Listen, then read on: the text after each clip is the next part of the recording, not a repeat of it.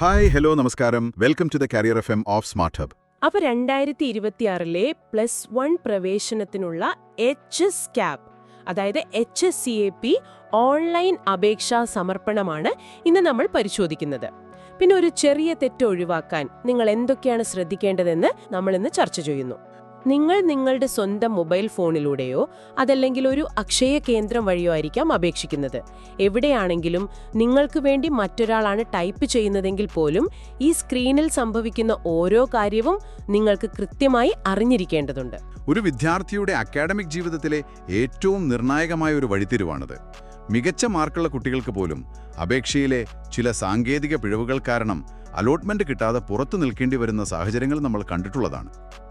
അപേക്ഷ സമർപ്പിക്കുന്നതിന് മുൻപ് സുരക്ഷിതമായ ഒരു അക്കൗണ്ട് ഉണ്ടാക്കേണ്ടതുണ്ട്. +1 പ്രവേശനത്തിന് പ്രധാനമായും 2 ഭാഗങ്ങളാണുള്ളത്. ആദ്യത്തേത് നിങ്ങളുടെ പേരിൽ ഒരു കാൻഡിഡേറ്റ് ലോഗിൻ ക്രിയേറ്റ് ചെയ്യുക. രണ്ടാമത്തേത് ആ ലോഗിൻ ഉപയോഗിച്ച് നിങ്ങളുടെ വിശദമായ ആപ്ലിക്കേഷൻ സബ്മിറ്റ് ചെയ്യുക. അപ്പോൾ നമ്മൾ ആദ്യം വെബ്സൈറ്റ് ഓപ്പൺ ചെയ്യുന്നു, hscap.kerala.gov.in. അവിടെ കയറുമ്പോൾ തന്നെ ഇടതുവശത്തായി ക്രിയേറ്റ് കാൻഡിഡേറ്റ് ലോഗിൻ SWS എന്നൊരു ഓപ്ഷൻ കാണാം. അവിടെ ക്ലിക്ക് ചെയ്ത് കഴിയുമ്പോൾ തന്നെ ആദ്യം തന്നെ ചോദിക്കുന്നത് ഏത് ജില്ലയിലാണ് അപേക്ഷിക്കുന്നത് എന്നാണ്. അവിടെ ജില്ല തിരഞ്ഞെടുത്ത ശേഷം നമ്മൾ സബ്മിറ്റ് കൊടുക്കുന്നു. ആ സ്റ്റെപ്പ് വളരെ വ്യക്തമാണ്. ഇതിനു ശേഷമാണ് ഒരുപാട് പേർക്ക് കൺഫ്യൂഷൻ വരുന്ന ഭാഗം വരുന്നത്, നമ്മുടെ SSLC വിവരങ്ങൾ നൽകുന്ന ഭാഗം. സ്കീം സെലക്ട് ചെയ്യണം, രജിസ്റ്റർ നമ്പർ കൊടുക്കണം. ഇവിടെ കേരള സ്റ്റേറ്റ് സിലബസും CBSEയും തമ്മിൽ വലിയ വ്യത്യാസമുണ്ടല്ലോ. നിങ്ങൾ സ്കീം എന്ന ഭാഗത്ത് കേരള സ്റ്റേറ്റ് സിലബസ് ആണ് തിരഞ്ഞെടുക്കുന്നതെങ്കിൽ നിങ്ങൾ നിങ്ങളുടെ രജിസ്റ്റർ നമ്പർ, പാസ്സായ മാസം, വർഷം എന്നിവ കൊടുക്കുമ്പോൾ തന്നെ നിങ്ങളുടെ വിവരങ്ങൾ അത് സ്വയമേവ വലിച്ചെടുക്കും. എന്നാൽ നിങ്ങൾ CBSE അല്ലെങ്കിൽ ICSE ആണ് പഠിച്ചതെങ്കിൽ കൂടുതൽ വിവരങ്ങൾ സ്വയം ടൈപ്പ് ചെയ്ത് കൊടുക്കേണ്ടി വരുന്നത്. അവിടെയാണ് നമ്മൾ നേരത്തെ പറഞ്ഞ ആ സൂക്ഷ്മത വരുന്നത്. പ്രത്യേകിച്ച് ജനന തീയതി അഥവാ ഡേറ്റ് ഓഫ് ബർത്ത് എൻ്റർ ചെയ്യുമ്പോൾ ഇവിടെ വെബ്സൈറ്റിൽ വളരെ കൃത്യമായി പറയുന്നുണ്ട് DDMMYY ഫോർമാറ്റിൽ തന്നെ നൽകണമെന്ന്. അതിനുശേഷം മൊബൈൽ നമ്പർ എൻ്റർ ചെയ്യാനുള്ള കോളമാണ്. മൊബൈൽ നമ്പർ ഒരൊറ്റ തവണയല്ല 2 തവണ എൻ്റർ ചെയ്യാൻ ചോദിക്കുന്നുണ്ട്. അലോട്ട്മെന്റ് വിവരങ്ങള്, പാസ്വേഡ് റീസെറ്റ് ചെയ്യാനുള്ള OTP, അഡ്മിഷൻ തീയതികള് എന്നിവയെല്ലാം ഈ നമ്പറിലേക്കാണ് വരുന്നത്. ഈ നമ്പർ നിങ്ങളുടെ സ്വന്തമോ അല്ലെങ്കിൽ മാതാപിതാക്കളുടെ എപ്പോഴും ആക്റ്റീവായിട്ടുള്ള നമ്പറോ ആയിരിക്കാൻ പ്രത്യേകം ശ്രദ്ധിക്കണം. അതായത് ഇടയ്ക്കിടെ റീചാർജ് ചെയ്യാത്തതോ അല്ലെങ്കിൽ പരിചയക്കാരുടെ നമ്പറുകളോ കൊടുത്താൽ പിന്നീട് നമ്മൾ തന്നെ ബുദ്ധിമുട്ടുമെന്ന് ചുരുക്കം. അതിന് താഴെ മോഡ് ഓഫ് സബ്മിഷൻ എന്നൊരു ഭാഗമുണ്ട്. നമ്മൾ സ്വന്തമായാണ് ചെയ്യുന്നതെങ്കിൽ സെൽഫ് എന്നും മറ്റു ഹെൽപ്പ് ഡെസ്കുകൾ വഴിയാണെങ്കിൽ അതനുസരിച്ചും തിരഞ്ഞെടുക്കാം. അതിനുശേഷം ഒരു ക്യാപ്ച കോഡ് കൂടി ടൈപ്പ് ചെയ്ത് സബ്മിറ്റ് കൊടുക്കുന്നു.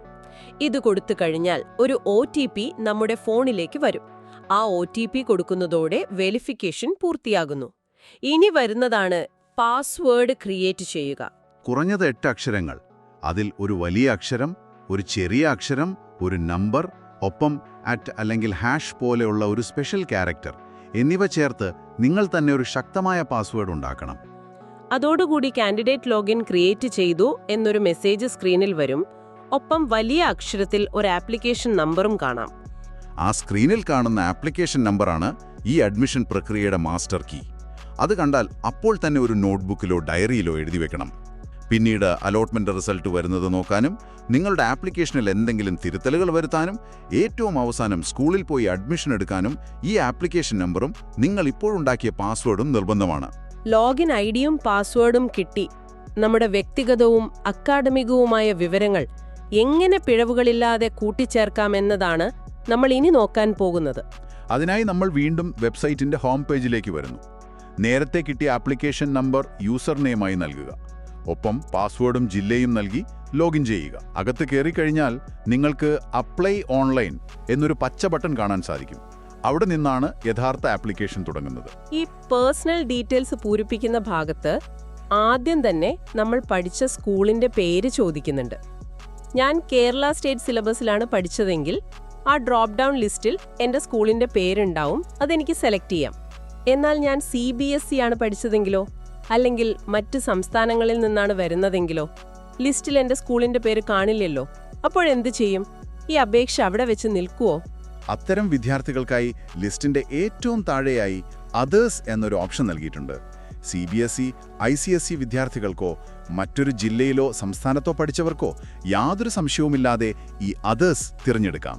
അതിനുശേഷം സ്കൂളിന്റെ പേര് ടൈപ്പ് ചെയ്യാനുള്ള ഒരു ചെറിയ കോളം അവിടെ വരും.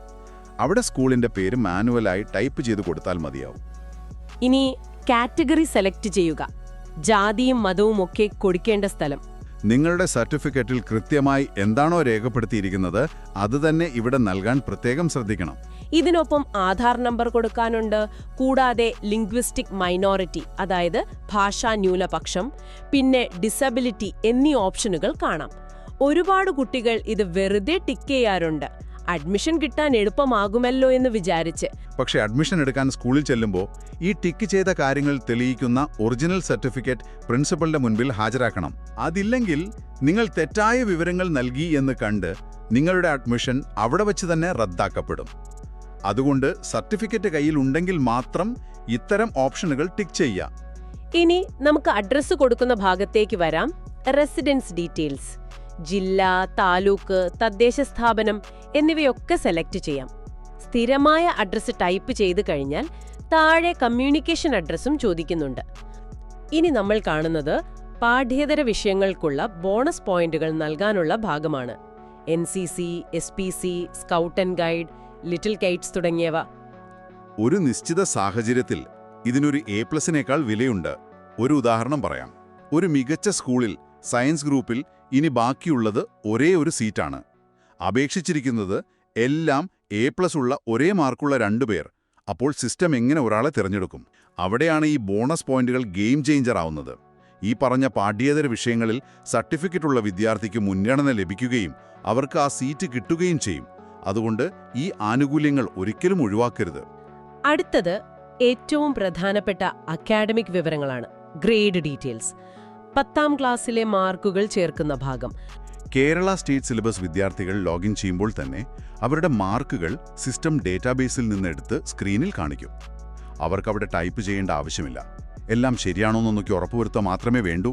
എന്നാൽ CBSE, ICSE വിദ്യാർത്ഥികൾ ഓരോ വിഷയത്തിന്റെ മാർക്കുകൾ സ്വയം ടൈപ്പ് ചെയ്തു കൊടുക്കണം. ഇനി നമ്മൾ കടക്കുന്നത് ഒരു വിദ്യാർത്ഥിയുടെ ഭാവിയെ അക്ഷരാർത്ഥത്തിൽ നിർണ്ണയിക്കുന്ന ഘട്ടത്തിലേക്കാണ്. സ്കൂളുകളും കോഴ്സുകളും തിരഞ്ഞെടുക്കൽ. നിങ്ങൾക്ക് അഡ്മിഷൻ വേണ്ട സ്കൂളുകളും അവിടെ ഏത് കോഴ്സാണ് വേണ്ടതെന്നും മുൻഗണനാക്രമത്തിൽ കൊടുക്കണം. ഇവിടെ സ്കൂളുകളുടെ പേര് ടൈപ്പ് ചെയ്യുകയല്ല ചെയ്യുന്നത്. പകരം ഓരോ സ്കൂളിനുമുള്ള പ്രത്യേക സ്കൂൾ കോഡുകൾ ഉപയോഗിച്ചാണ് ഓപ്ഷനുകൾ നൽകുന്നത്. ഈ പേജിൽ need help, click here to view school list എന്നൊരു ലിങ്ക് കാണാൻ സാധിക്കും. അതിൽ ക്ലിക്ക് ചെയ്താൽ കേരളത്തിലെ മുഴുവൻ സ്കൂളുകളുടെയും ലിസ്റ്റും അവയുടെ കോഡുകളും അവിടെ കൊടുത്തിട്ടുണ്ടാകും. നിങ്ങളുടെ ജില്ലയിലെ നിങ്ങൾക്ക് വേണ്ട സ്കൂൾ കണ്ടുപിടിച്ച് ആ കോഡ് കുറിച്ചുവെക്കുക. എന്നിട്ട് ആ കോഡ് ഓപ്ഷൻ പേജിൽ എൻ്റർ ചെയ്യുക. നിങ്ങൾക്ക് ഒരേ സ്കൂൾ തന്നെ പലതവണ ആഡ് ചെയ്യാം, പക്ഷേ കോഴ്സുകൾ വ്യത്യസ്തമായിരിക്കണം എന്ന് മാത്രം. നിങ്ങൾ ആദ്യം ആ സ്കൂളിൻ്റെ കോഡ് എൻ്റർ ചെയ്യുക. അപ്പോൾ അവിടെയുള്ള കോഴ്സുകളുടെ ലിസ്റ്റ് കാണിക്കും. നിങ്ങൾക്ക് ആദ്യം വേണ്ടത് സയൻസ് ആണെങ്കിൽ അത് സെലക്ട് ചെയ്ത് സേവ് ചെയ്യുക. അതിനുശേഷം വീണ്ടും അതേ സ്കൂളിൻ്റെ കോഡ് എൻ്റർ ചെയ്യുക. ഇത്തവണ കൊമേഴ്സ് സെലക്ട് ചെയ്ത് സേവ് ചെയ്യുക. ഇങ്ങനെ നിങ്ങൾക്ക് എത്ര ഓപ്ഷനുകൾ വേണമെങ്കിലും നൽകാം. സിസ്റ്റം പ്രവർത്തിക്കുന്ന അൽഗോരിതം അനുസരിച്ച് അത് നിങ്ങളുടെ ഒന്നാമത്തെ ഓപ്ഷനാണ് ആദ്യം പരിശോധിക്കുന്നത്. അവിടെ സീറ്റില്ലെങ്കിൽ മാത്രം രണ്ടാമത്തെ ഓപ്ഷൻ പരിശോധിക്കും. അതുകൊണ്ട് നിങ്ങൾക്ക് ഏറ്റവും താൽപ്പര്യമുള്ള സ്കൂളും കോഴ്സും തന്നെ എപ്പോഴും ഒന്നാമതായി നൽകാൻ ശ്രദ്ധിക്കുക. ഇനി ഈ അപേക്ഷയുടെ അവസാനത്തെ ഘട്ടമാണ്. നിങ്ങൾ ഓപ്ഷനുകൾ സേവ് ചെയ്ത് കഴിഞ്ഞാൽ സർട്ടിഫിക്കറ്റ് വിവരങ്ങൾ കൂടി നൽകാനുണ്ടാകും. അതെല്ലാം പൂർത്തിയാക്കി സബ്മിറ്റ് ഓൾ എന്ന ബട്ടൺ ക്ലിക്ക് ചെയ്യണം. ഇത് ക്ലിക്ക് ചെയ്യുമ്പോൾ സിസ്റ്റം നിങ്ങളുടെ അപേക്ഷ അന്തിമമായി സമർപ്പിക്കുകയല്ല ചെയ്യുന്നത്. പകരം നമ്മൾ ഇത്രയും നേരം ചെയ്ത കാര്യങ്ങളെല്ലാം ഒരുമിച്ച് കാണിക്കുന്ന ഒരു പ്രിവ്യൂ സ്ക്രീൻ ഓപ്പൺ ആകും. ഈ പ്രിവ്യൂ സ്ക്രീനിൽ നോക്കുമ്പോൾ എന്തെങ്കിലും തെറ്റുണ്ടെങ്കിൽ അത് തിരുത്താൻ സാധിക്കുമോ? തീർച്ചയായും. ഈ ഘട്ടത്തിൽ നിങ്ങൾക്ക് എന്തും തിരുത്താം. നിങ്ങളുടെ പേര്, അഡ്രസ്സ്, മാർക്കുകൾ, നിങ്ങൾ കൊടുത്ത സ്കൂളുകളുടെ ഓർഡർ എല്ലാം ഒന്നുകൂടി പരിശോധിക്കാനുള്ള അവസാനത്തെ അവസരമാണിത്. ഓരോ വരിയും വായിച്ച് ശരിയാണെന്ന് 100% ഉറപ്പാക്കിയ ശേഷം മാത്രം അതിന് താഴെയുള്ള ഡിക്ലറേഷൻ ബോക്സ് ടിക്ക് ചെയ്യുക. എന്നിട്ട് ഫൈനൽ കൺഫർമേഷൻ എന്ന ബട്ടൺ ക്ലിക്ക് ചെയ്യുക. ഫൈനൽ കൺഫർമേഷൻ നൽകിക്കഴിഞ്ഞാൽ നിങ്ങളുടെ അപേക്ഷ പൂർണ്ണമായും ലോക്കാകും. പിന്നെ നിങ്ങൾക്ക് സ്വന്തമായത് എഡിറ്റ് ചെയ്യാൻ കഴിയില്ല. അതുകൊണ്ടാണ് തിരക്ക് പിടിച്ച് അപേക്ഷിക്കരുതെന്ന് എപ്പോഴും പറയുന്നത്. അവസാന തീയതി വരെ കാത്തിരിക്കുകയും അരുത്, അതുപോലെ ആദ്യത്തെ ദിവസം തന്നെ വെപ്രാളപ്പെട്ട് ചെയ്യുകയോ അരുത്. എല്ലാ വിവരങ്ങളും കൃത്യമായി മനസ്സിലാക്കിയ ശേഷം മാത്രം ഫൈനൽ കൺഫർമേഷൻ നൽകുക.